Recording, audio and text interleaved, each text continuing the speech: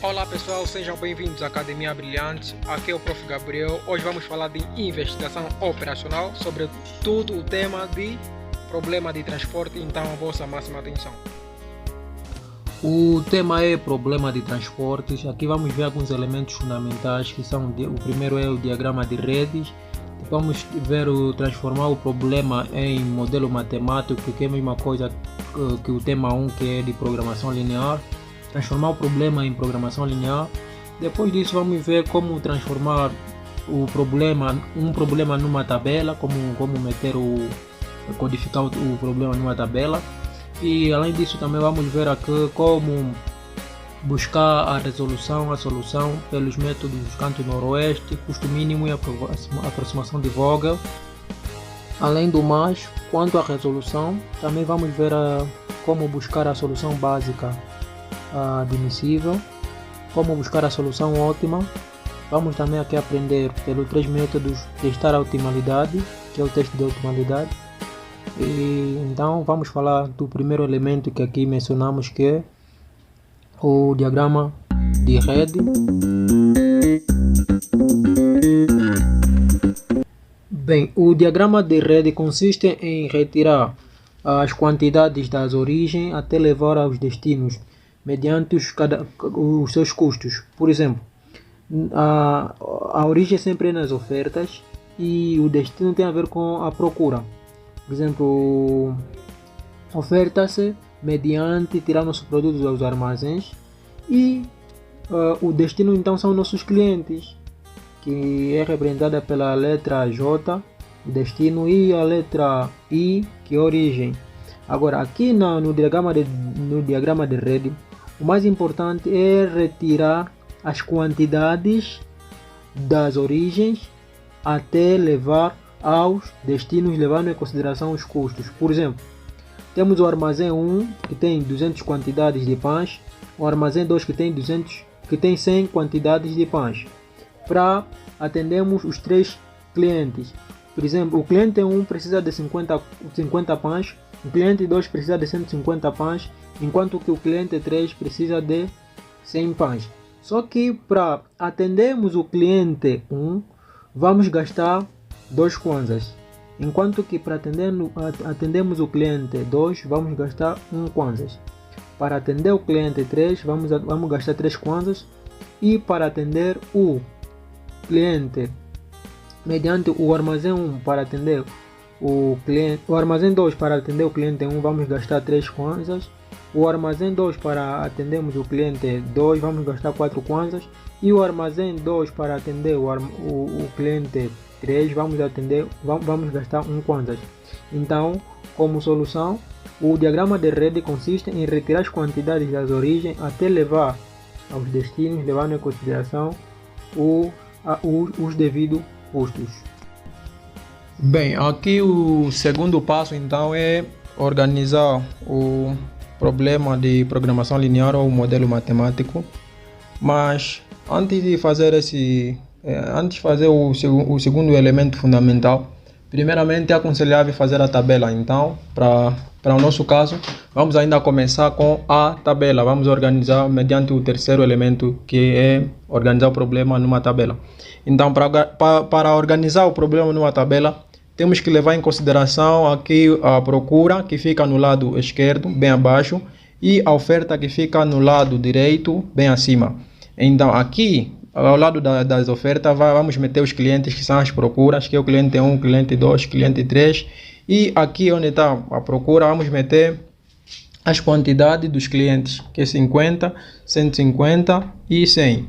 Agora, aqui ao lado da oferta, vamos meter o armazém 1 e o armazém 2, que tem as suas quantidades de 200 e 100. Esse é o formato da tabela. E não esquecendo que aqui no meio fica os devidos custos, que temos o custo 2, 1, 3, o 3, o 4 e o 1. Esse é o formato da tabela. Assim já organizamos o problema, já organizamos dentro da tabela. Mas não esqueçam de fazer o balanceamento. O balanceamento consiste em somar as ofertas e somar as procuras de modo a darem o mesmo resultado. Por exemplo, para esse exercício já temos 300 e aqui também 300. E caso haver desequilíbrio, então deves aumentar uma variável fictícia de modo os seus custos serem zero. Significa que a variável fictícia vai aumentar lá onde está a faltar com a devida quantidade. Então, essa é só uma observação. Agora, estamos em condições de fazer um modelo matemático que é o PPO do problema. Então, para fazer isso, primeiramente, aqui vai sempre minimizar os custos totais de transportação, de modo a fazer a função objetivo. Para fazer a função objetivo, vai ofertas e temos aí o 2, 1 e o 3 do armazém 1 e o que une o 2 é o armazém 1 e o cliente 1, o que une o 1 é o armazém 1 e o cliente 2, e o que une o 3 é o armazém 1 e o cliente 3. Então, vamos fazer isso com o armazém 2. E também vamos somar, tem que somar todo. Que une o 3, então, o armazém 2 com o cliente 1. E aqui o 4, quem une é o armazém 2 com o cliente 2. E o custo 1 que une é o armazém 2 e o cliente 3. Então essa é a nossa função objetivo. Agora estamos em condições de fazer as restrições. Para as restrições, primeiro vamos atender as quantidades da oferta. Por exemplo, temos duas ofertas, que é o armazém 1 e o armazém 2. Então, olhamos na função objetivo, baixamos a equação do armazém 1, que parte da quantidade 11 até a quantidade 13. Então baixamos aqui, porque isso tem a ver com o armazém 1, e fazemos outra equação que baixamos as quantidades, não os custos, que são esses números, não. Baixamos simplesmente as quantidades da equação 2, ou as quantidades do armazém 2, baixamos aqui, e por sua vez aqui trabalhamos com as ofertas, e vamos trabalhar com as procuras de forma vertical, porque as ofertas estão de forma horizontal. Então, aqui vamos trabalhar com as procuras que estão de forma vertical ou com as colunas. E, por sua vez, aqui temos 11, o 2, quem une o 2 é o armazém 1 e o cliente 1, e quem une o 3 é o armazém 2 com o cliente 1. Por sua vez, essa é a primeira equação do cliente 1. Vamos fazer a segunda equação do cliente 2, que tem a ver com a procura. Quem une o 1 vai ser, então, o armazém 1 com o cliente 2. E quem une o 4 vai ser o armazém 2 com o cliente 2. E aqui temos a segunda equação, que é do cliente 2. E vamos fazer a terceira equação, que é do cliente 3. Temos aqui o armazém, quem une o 3 tem o armazém 1 com o cliente 3. Aqui tem o 1, né? Quem une o 1 vai ser o armazém 2 com o cliente 3. Assim nós fizemos as equações das procuras. E por sua vez, vamos levar em consideração os sinais maior ou igual, menor ou igual ou igualdade. Se o professor dizer assim, as ofertas estão disponíveis, então o sinal que deves utilizar aqui é menor ou igual. Se o professor dizer assim, as ofertas são exatamente de 200 e 100, então deves meter o sinal de igualdade. A palavra exatamente significa igual. E se o professor dizer assim, as ofertas são no máximo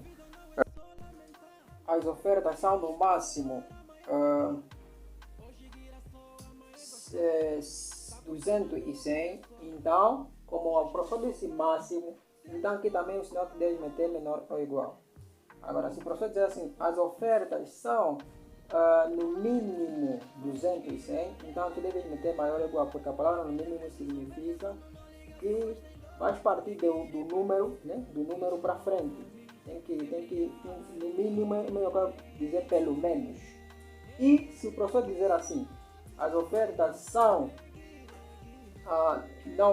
não mais do que 200 e 100, então não mais do que significa também o termo no máximo. Então, são essas palavras que devem levar em consideração para meterem aqui os sinais. Então, aqui no final, baixamos só as quantidades que estão na função objetivo, que é o x11, x12, x13, x21, x22 e x23. Baixamos e metemos aqui maior ou igual. Então aqui é o segundo elemento fundamental, que é PPL do problema ou modelo matemático. Então, as próximas aulas vamos falar então como resolver, né? Porque o quatro passo o quatro elementos é resolução. E a resolução é mediante os quatro métodos, ou os três métodos, que é o canto noroeste, o custo mínimo e a aproximação de Vogel. E muito obrigado pela atenção e nos encontramos na próxima aula.